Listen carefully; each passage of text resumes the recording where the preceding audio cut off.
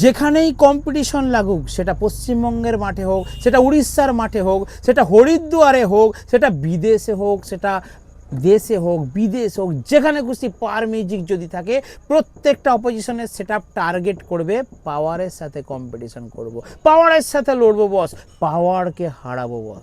আচ্ছা, আপনারা আমার চ্যানেলে গিয়ে একবার দেখুন তো। আপনারা যে বলেন দাদা তুমি এই পাওয়ার সার্জেন এইসব ভিডিও না বানিয়ে নিজের কাজে মন দাও আর নিজস্ব ভিডিও ছাড়ো। ভাই, নিজের ভিডিও তো সারা বছরই ছাড়ছি, কিন্তু পাওয়ার সার্জেনের ভিডিওটা কি সারা বছর পাওয়া যাবে? একটা সিজনাল ব্যাপার। যেমন এই আলুর একটা সিজন, যেমন এই পটলের একটা সিজন, যেমন উচ্ছে করলের একটা সিজন, এঁচড়ের একটা সিজন, যেমন ফুলকপি ওলকপির একটা সিজন, তেমনই এই পাওয়ার সার্জেনও মাঝে মাঝে একটা সিজন আসে। আর সেই সিজন আসলেই পাওয়ার সার্জেনের কিছু ভিডিও বানিয়ে সেখান থেকে কিছু রেভিনিউ জেনারেট করা হচ্ছে একটা ইউটিউবারের কাজ। সেই জন্য আমার এই ক্যাবিনেট সেন্টার বা আমার নিজস্ব ব্যবসার চলছে, তার ফাঁকে যেই পাওয়ার সার্জেনের একটা রমরমা উঠে গেল, মানে কম্পিটিশনের একটা আবহাওয়া শুরু হলো বা একটা অনুষ্ঠানে শুরু হলো যেখানে পাওয়ার এবং সার্জেন থাকছে, তো সেটা নিয়ে না কন্টেন্ট না তৈরি করলে, সেটা নিয়ে না ভিডিও বানালে, ভাই ইউটিউবের চ্যানেলগুলো যে ডাউন হয়ে যাবে। আপনারা দেখুন তো, দেখুন পরপর আমি পাওয়ার এবং সার্জেনের ভিডিও ছেড়েছি, কত কত ভিউজ হয়েছে। যেই আমি নিজের ক্যাবিনেট সেন্টারে একটা ভিডিও ছাড়লাম, আর ভিউজ নাই। People does not watching this video, people are not active this time, হ্যান ত্যান এসব দেখাচ্ছে, ফিউ ভিউজ, এইসব অপশান আসছে। তার মানে কি, যারা ইউটিউবার আছো, যে সমস্ত ইউটিউবার ভাইরা আমার ভিডিও দেখছো, তাদের জন্য একটা টিপস বলি। যখন যেই সিজনে যেই সেটআপ ট্রেন্ডিং থাকবে, যেই জায়গাটার বক্স কম্পিটিশনটা ট্রেন্ডিং থাকবে, সেটা নিয়ে ভিডিও বানাবে।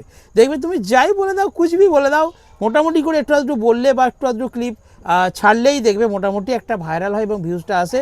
তোমাদের যদি সাবস্ক্রাইবার ওয়াচ টাইম না কমপ্লিট হয়ে থাকে, ওই সিজনে তোমরা এটা কমপ্লিট করতে পারবে, একটু বুদ্ধি দিয়ে কাজ করলেই হবে।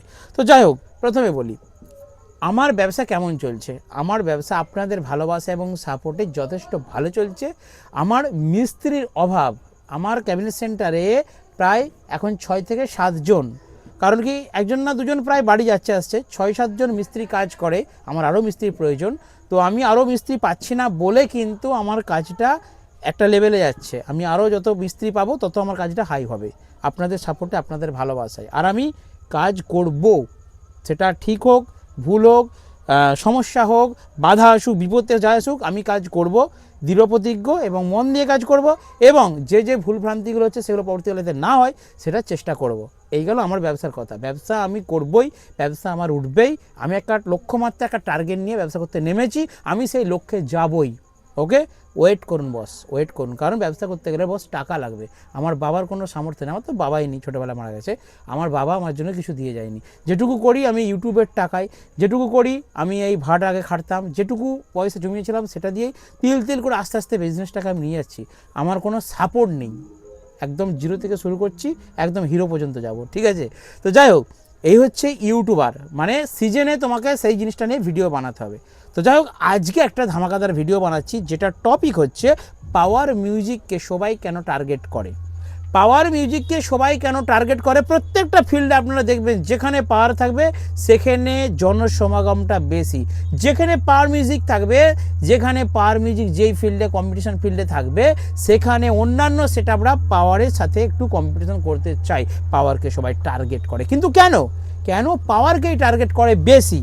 আমি বলছি না অন্যান্য সেটআপকে টার্গেট করে না, করে, কিন্তু পাওয়ারকে সবথেকে বেশি টার্গেট করে প্রত্যেকটা সেটআপ। দেখুন, যখন রাজ্যের সাথে রাজ্যের কম্পিটিশন হচ্ছে, তখন একটা রাজ্য অন্য রাজ্যের যে সেটআপ আছে, সাপোজ ধরুন ঝাড়খণ্ডের সঙ্গে আমাদের পশ্চিমবঙ্গের হচ্ছে, আমাদের পশ্চিমবঙ্গ থেকে ধরুন 4টে সেটআপ গিয়েছে, আর ঝাড়খণ্ড থেকে ধরুন 4টে সেটআপ আসছে। দেখবেন ঝাড়খণ্ডের 4টে সেটআপের টার্গেট হচ্ছে পাওয়ার, অপরদিকে আমাদের রাজ্যের 4টে সেটআপের ফার্স্ট টার্গেট হবে কিন্তু ডিজে সার্জেন।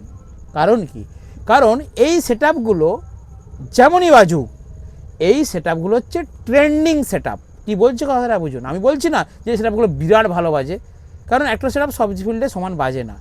আমি সেটআপ কোনো সেটআপকে ভালো খারাপ বলছি না, আমি কি বলছি, এই সেটআপগুলো পাওয়ার, সার্জেন, পাশাপাশি বর্মন, টাইটানিক, এই সেটআপগুলো, মামুনুসা পুরো এখন উঠে এসেছে, এই যে সেটআপগুলোর নাম বলছি, এই সেটআপগুলো এখন ট্রেন্ডিং। মানে যদি এই সেটআপগুলোকে নিয়ে কিছু ভিডিও বানানো যায় তাহলে কিন্তু সেই ভিডিওগুলো ভালো ভিউজ আসে, তার মানে কি মানুষ এগুলো পছন্দ করে, এই সেটআপগুলো এখন ট্রেন্ডিংয়ে যাচ্ছে। তো যাই হোক, পাওয়ারকে সবাই ফিল্ডে টার্গেট করে কেন, এই নিয়ে 2-4টে কথা বলবো, স্কিপ করবেন না ভিডিও। দেখুন, একটা ফিল্ডে ধরুন 10টা সেটআপ আছে, একটা জায়গায় রোড শো করে সবাই এলো চারদিক থেকে একটা ফিল্ডে, সেই ফিল্ডেতে কম্পিটিশন হবে। প্রত্যেকটা সেটআপ কিন্তু যদি পজিশন পায়, যদি সুযোগ পায় বা সুযোগের অপেক্ষায় থাকে যে কখন পাওয়ারের সাথে কম্পিটিশন করব এবং পাওয়ারকে হারাবো। এমনকি আমার যে সমস্ত বন্ধুরা সেটআপ বানাবে বলে তারা আমাকে পর্যন্ত বলে, দাদা একটা সেটআপ করে দাও এমন যেমন আমি পাওয়ারকে হারাতে পারি, এমন একটা সেটআপ করে দাও যা টাকা লাগে আমি দেবো, এমন একটা সেটআপ করে দাও যেমন পাওয়ারকে আমি হারাতে পারি। ভাই একটা কথা বলি, পাওয়ারের মতো সেটআপ করা যায়, পাওয়ারকে হারানোও যায়, তার জন্য টাকার দম চাই। পাওয়ার যদি 3000 ওয়াট স্পিকার লাগাই, তোমাদেরকে আবার 3500 ওয়াট স্পিকার লাগাতে হবে। আবার তুমি যদি ভেবে থাকো যে আমি বেশি টাকা ঢাললেই, বেশি বড় বড় স্পিকার, বেশি ওয়াটের স্পিকার দিয়ে সেটা বানালেই যে পাওয়ারকে হারিয়ে দেবো, সেটাও কিন্তু সম্ভব নয়। এখানে কি লাগে বলুন তো, এখানে এক্সপিরিয়েন্স লাগে আর সাপোর্টার একটা দারুণ জিনিস। দেখুন, পাওয়ার যাচ্ছে সেখানে কিন্তু দর্শক অডিয়েন্সটা বেশি থাকে, সব থেকে বেশি পাওয়ারের সামনে ক্যামেরাটা সব থেকে বেশি পড়ে। যখন পাওয়ারের সঙ্গে কোনো সেটআপ আসছে সেখানে ফোকাসটা বেশি পড়ে দর্শকদের, এটা আপনারা স্বীকার করুন অথবা নাই করুন। অর্থাৎ পাওয়ারকে সবাই টার্গেট করে, কারণ কি পাওয়ারকে যেহেতু সবাই ভিডিওটা বানায়, পাওয়ারকে যেহেতু সবাই দর্শকরা অডিয়েন্সে টার্গেট করে, তাই একটা কোনো নতুন সেটআপ বা যে কোনো একটা পরিচিত সেটআপ, সেই সেটআপ যদি পাওয়ারের মুখে পড়ে অবশ্যই পাওয়ারের সাথে সাথে সেই ট্যাপটা কিন্তু ভাইরাল হয়। সেই জন্য পাওয়ারকে সবাই টার্গেট করে তার সাথে কম্পিটিশন করার জন্য। দেখুন, আমরা একে অপরের সঙ্গে জড়িত। আমি যদি আমাদের পশ্চিমবাংলার সেটআপগুলোই ধরি, সব সেটআপগুলোর মধ্যেই যদি কম্পিটিশন হয়, আমাদের প্রত্যেকটা সেটআপ বাঘের বাচ্চা বস। আমাদের মেদিনীপুরের সেটআপ মানে ভাই খিলাড়ি, ভাই আগুন, ভাই ফায়ার। মেদিনীপুর আলাদা জিনিস, মেদিনীপুরের সেটআপ আলাদা জিনিস। মেদিনীপুরের সেটআপের কাছে আজ পর্যন্ত কেউ পারবে না টিকতে, দাঁড়াতে পারবে না। এই হাই ভাইব্রেশন, আমি এই কম্পিটিশনের জগতের কথা বলছি, আমি কোয়ালিটির দিক দিয়ে আলোচনা করছি না, পারবে না। মেদিনীপুরের সেটআপ 4টে মাল থাকবে ভাই, 8টা মাল। আমরা কম্পিটিশন দেখতাম ভাই, যখন দুটো সেটআপ মাঝামাঝি হবে একবার মাঝখানটাকে যেয়ে দেখবে কি জিনিস, বুঝতে পারবে।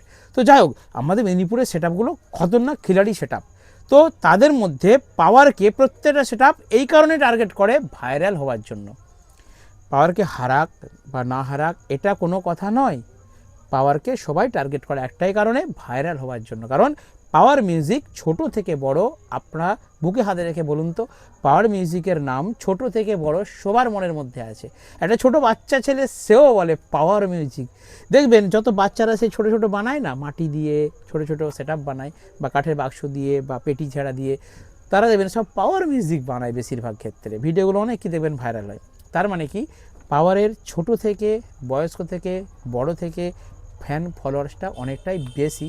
শুধু আমাদের পশ্চিমবাংলায় বর্তমানে গোটা ভারতবর্ষে কিন্তু অনেক ফ্যান ফলোয়ার আছে, এবং ভারতবর্ষে শুধু নয় বিদেশেও কিন্তু ছড়িয়ে পড়েছে কি পাওয়ার মিউজিক, ট্রেন্ডিং একটা সেটআপ। আমি বলছি না যে পাওয়ার মিউজিক সব থেকে ভালো বাকিরা খারাপ, না, পাওয়ার মিউজিক হচ্ছে একটা ট্রেন্ডিং সেটআপ। আপনারা স্বীকার করুন বা অস্বীকার করুন, মানুন বা নাই মানুন, পাওয়ারই থাকবে। কারণ পাওয়ার যেখানে চলবে সেখানে আগুন জ্বলে, বস আগুন জ্বলবে। পাওয়ার মিউজিক প্রেজেন্ট পুরুষোত্তমপুর থেকে।